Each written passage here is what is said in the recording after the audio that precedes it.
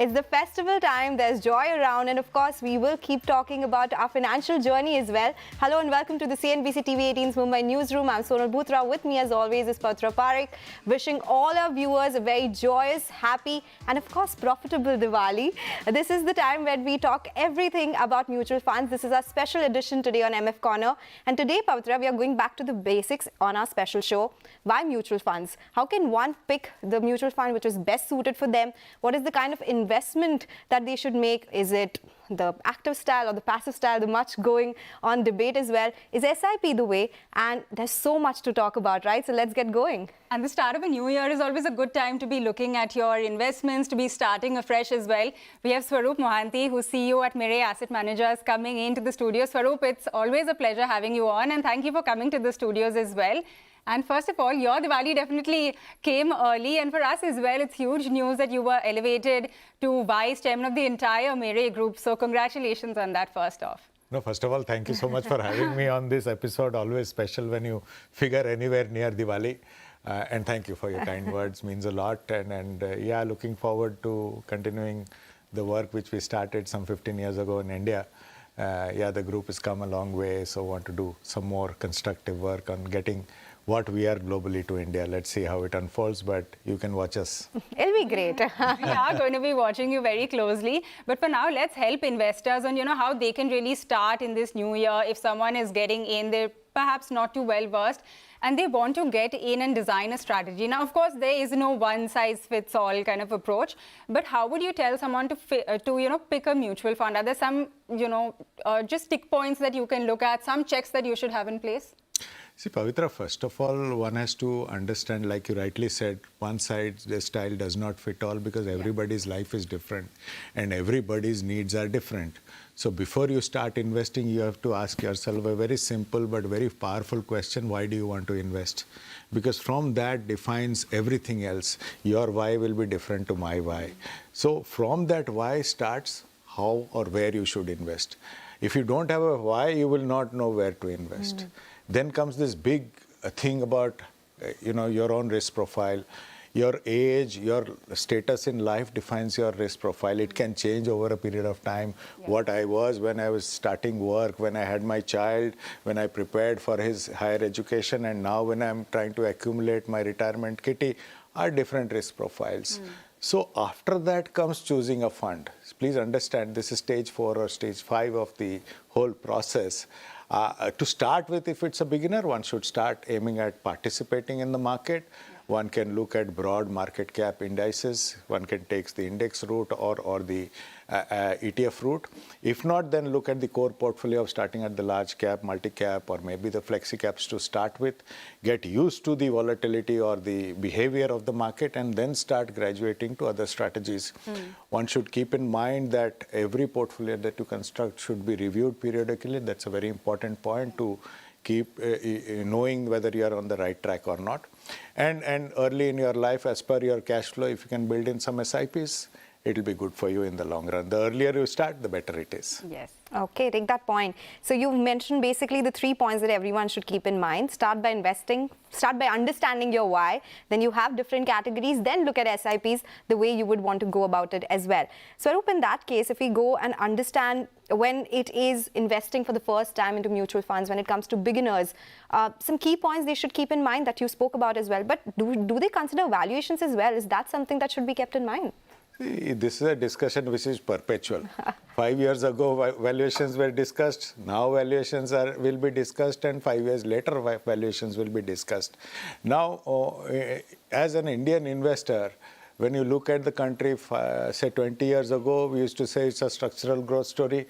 Today, we are saying it's a structural growth story. 20 years later, we'll say it's a structural growth story. Because we are living in this country, we don't realize how lucky we are. 20, 30 years of being in a structural growth story does not happen to many countries. So when you look at investing, there are 2 types of investors. One who invest directly. For them, maybe checking out valuations and all that is logical. But people who pick a manager to invest, that is invest through a fund, they should leave that worry to the manager, because they're paying the manager to worry for them. For them, the asset allocation is more important.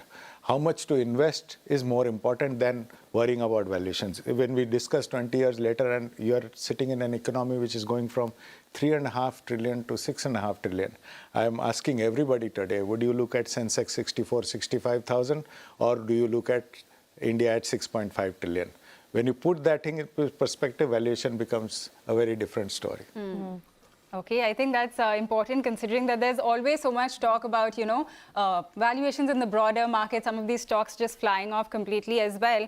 Swarup, when someone is starting off, there's a lot of trouble in just designing a full portfolio because you're not just picking one fund, right? So if you're trying to design that portfolio, would you say start with equity? I'm talking about a young investor who is going to stay invested because a lot of these people don't look at debt, right?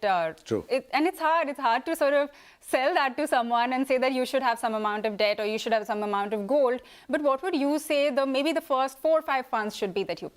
See, I think when you start investing, again, get your goals in place as quickly as possible, start as early as possible, 2 rules. Then at a younger age, obviously, if you're a long-term 10, 20 years investor, India is a great story to win, participate in the capital markets through equity as quickly as possible.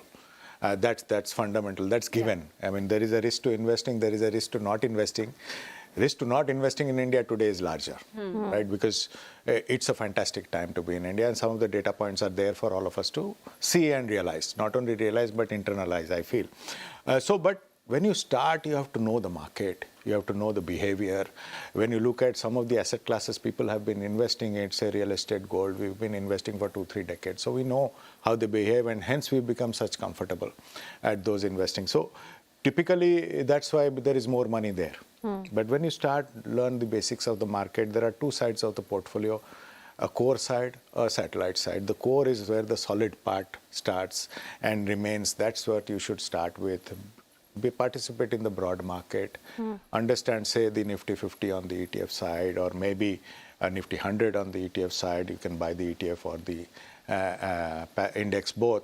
But on the active side, if you want to get higher than the market returns, that's when you hire an active manager.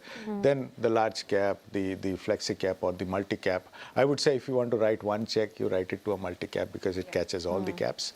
It's a good way to start. Learn the market, the basics of the market, and once you're comfortable, then start building the satellite side, which can be riskier products.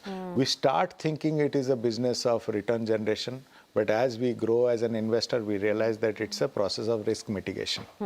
The better your portfolio is suited to your own risk, and everybody's risk is different, the better investment experiences it happens. The opportunities to invest will always be there. I mean, from the beginning of CNBC till today, you've been discussing opportunities every day. So opportunities will always be there, but you have to be comfortable with what you're doing is the simple way. There has to be a SWOT analysis of everything that you do. No, but everybody's SWOT is different. It's different. Right? Yes, So and that's what somebody should realize. You don't invest in what your neighbor is investing. You invest in what you want to invest and what you need to invest. So that's the trick. That's why we always say, do your own research before investing anywhere. So, we spoke about the equity side of it. We recently saw debt funds also coming back after the major outflows that we had been seeing. What is your outlook here? When should one look at investing in debt funds? There are a lot of cycles in the mid as well. So is it a long-term approach asset class that we should look at? See, when you invest in any mutual fund, the fundamental says that you marry your investment journey and marry your investment horizon to the fund's horizon. In both sides, there are funds which you should look at a shorter horizon and funds which you look at a longer horizons. And the debt side also, there are short funds, there are long funds.